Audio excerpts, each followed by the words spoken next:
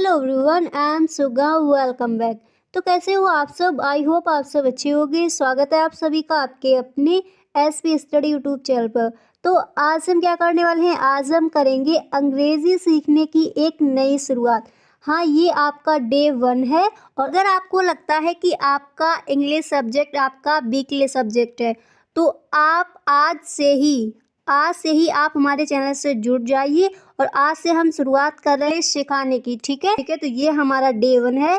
Day by day आपको class मिलती रहेंगी। ठीक है, तो अगर आपने चैनल को सब्सक्राइब नहीं किया है तो जल्दी से चैनल को सब्सक्राइब कर ले, ताकि एक भी क्लास आपसे छूटे ना। ठीक है, बिल्कुल बेसिक से हम आपको लेके चलेंगे। तो सबसे पहले हम सीखते हैं ग्रामर का इंट्रोडक्शन। ठीक है, ये है हमारा पार्ट 1।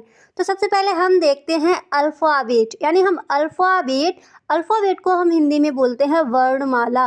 यानी अल्फ़ाबेट हम किसे कहते हैं, अल्फ़ाबेट क्या होता है?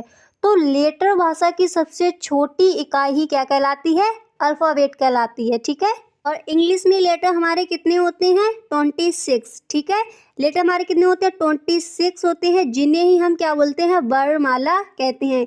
यानी जो हमारे 26 जो लेटर्स होते हैं उन्हीं को हम क्या कहते हैं? अल्फ़ाबेट, यानी वर्णमाला। समझ आ गया इतना? दूसरे नंबर पर हमारा आता है वर्ड, यानी शब्द।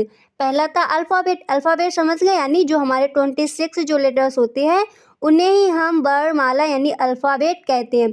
अब आता है वर्ड, WORD, वर्ड यानी कि शब्द किसे कहते हैं?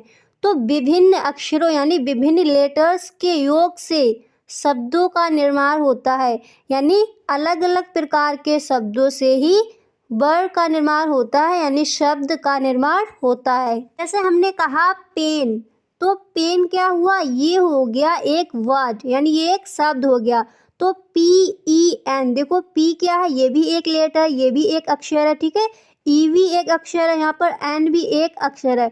तो विभिन्न प्रकार यानी अलग अलग प्रकार के लेटर मिलकर क्या करते हैं? एक शब्द का निर्माण करते हैं, यानी एक वर्ड को बनाते हैं। ठीक है, विभिन्न अक्षरों के योग से ही किसका निर्माण होता है? शब्द का। जैसे हमने कहा PEN, पेन, या फिर वैट, आप कुछ भी ले सकते हो, कोई भी शब्द लो तो उसका निर्माण किससे होगा? अक्षरों के मिलने से। समझ आ गया वर्ड क्या है?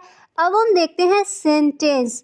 सबसे पहले क्या आता? अल्फ़ाबेट, उसके बाद क्या आया? वर्ड आया, और उसके बाद क्या आया? सेंटेंस। सेंटेंस का हिंदी में मतलब क्या होता है? वाक्य। ठीक है, तो दो या दो से अधिक शब्दों के आपस में मिलने से एक वाक्य बनता है। ठीक है, सबसे पहले क्या था? अल्फ़ाबेट था। ठीक है, और अल्फ़ाबेट हमने किसे कहा? लेटर्स को कहा। और वर्ड क्या था? लेटर्स के मिलने के योग से, यानी लेटर्स के योग से क्या बना? वर्ड बना।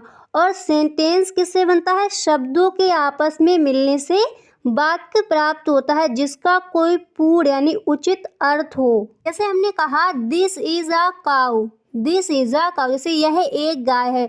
और अगर हम इसको कहें इज आ काउ दिस, यानी गाय है ये, मतलब कोई एक उचित अर्थ हो। ठीक है, उसको हम कहेंगे सेंटेंस। यानी दो या दो से अधिक शब्दों के आपस में मिलने से किसका निर्माण होता है? सेंटेंस का, यानी एक वाक्य बनता है। अगर किसी वाक्य का कोई उचित पूर्ण अर्थ नहीं निकल रहा है तो उसको हम वाक्य नहीं कहेंगे। ठीक है, जिसका कोई पूर्ण अर्थ निकलता है वही हमारा सेंटेंस, यानी उसी को हम वाक्य कहते हैं। समझ आ गया इतना? अब हम देखते हैं वॉवेल्स, यानी स्वर किसे कहते हैं। तो अभी हमने देखा अल्फ़ाबेट क्या थे? अक्षर, यानी लेटर्स को ही हम क्या कहते हैं? अल्फ़ाबेट कहते हैं। ठीक है, और अल्फ़ाबेट यानी लेटर्स हमारे कितने थे? 26। इसके बाद आता है वॉवेल्स क्या है? तो वॉवेल्स हमारे 5 होते हैं। कौन कौन से? AEIOU, यानी जो हमारे 26 जो लेटर्स होते हैं उनमें से ही ये 5 जो अक्षर हैं, जो 5 लेटर हैं, यानी AEIOU, इन्हीं को हम बोलते हैं स्वर। यानी जो लेटर्स बिना किसी दूसरे अक्षर की सहायता से बोले जाते हैं उन्हें ही हम क्या बोलते हैं? वॉवेल्स कहते हैं। और वॉवेल्स हमारे होते कितने हैं? 5 होते हैं, AEIOU। ठीक है, इस इसके बाद आता है कॉन्सोनेंट्स। ठीक है, वॉवेल समझ आ गया कौन कौन से होते हैं, ए ई आई ओ यू, ये हमारे 5 वॉवेल्स होते हैं। इसके बाद आता है कॉन्सोनेंट्स। तो कॉन्सोनेंट्स का हिंदी में अर्थ होता है व्यंजन। ठीक है, तो कॉन्सोनेंट्स हमारे कितने होते हैं, 21। ठीक है, देखो 26 लेटर्स होते हैं। ठीक है, इंग्लिश में कितने लेटर्स होते हैं, 26। उनमें से 5 क्या हो गए, ये हो जाते हैं हमारे वॉवेल्स, और जो 21 बचते हैं वो क्या कहलाते हैं, वही कहलाते हैं कॉन्सोनेंट्स।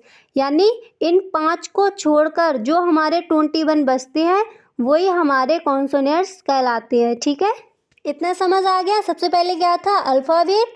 अल्फ़ाबेट हम किसे कहते हैं, जो हमारे 26 लेटर्स होते हैं उन्हीं को हम बोलते हैं अल्फ़ाबेट। और अल्फ़ाबेट यानी लेटर्स के मिलने से क्या बनता है, वर्ड बनता है।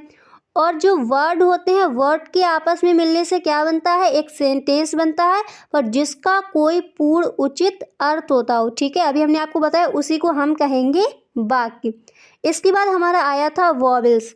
जो हमारे 26 लेटर्स होते हैं उन्हीं में से हमारे ये 5 अक्षर यानी ए ई आई ओ यू, ये हो जाते हैं हमारे वॉवेल्स। और जो हमारे बाकी के 21 जो हमारे लेटर बचते हैं उन्हीं को हम कहते हैं कॉन्सोनेंट्स। ठीक है, यानी इन 5 को छोड़कर, ए ई आई ओ यू को छोड़कर 26 लेटर्स में इन 5 को छोड़कर जो हमारे 21 बचते हैं उन्हीं को हम कहते हैं कॉन्सोनेंट्स, वही हमारे कहलाते हैं कॉन्सोनेंट्स। इतना समझ आ गया।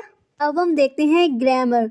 तो नियमों का वह संग्रह जो हमें किसी भाषा को सही रूप से बोलना और लिखना सिखाता है, वही हमारा व्याकरण कहलाता है। ठीक है, और व्याकरण की दृष्टि से शब्दों को 8 भागों में बांटा गया है, जिन्हें हम क्या बोलते हैं, पार्ट्स ऑफ स्पीच।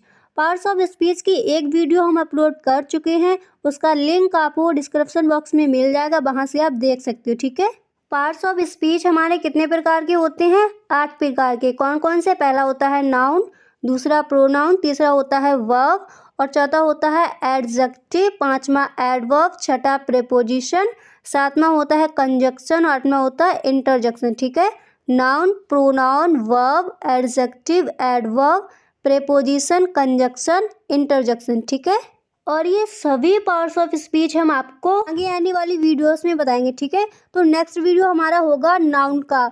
नाउन बिल्कुल बेसिक से हम आपको बताएंगे, नाउन है क्या, इसके टाइप्स क्या हैं, डेफिनेशन क्या होती है। ठीक है, तो नेक्स्ट वीडियो देखने के लिए चैनल को जल्दी से सब्सक्राइब कर लें ताकि कोई भी वीडियो आपसे छूटे ना। ठीक है, और अगर आपको वीडियो अच्छा लगा हो तो वीडियो को एक लाइक ज़रूर कर दें।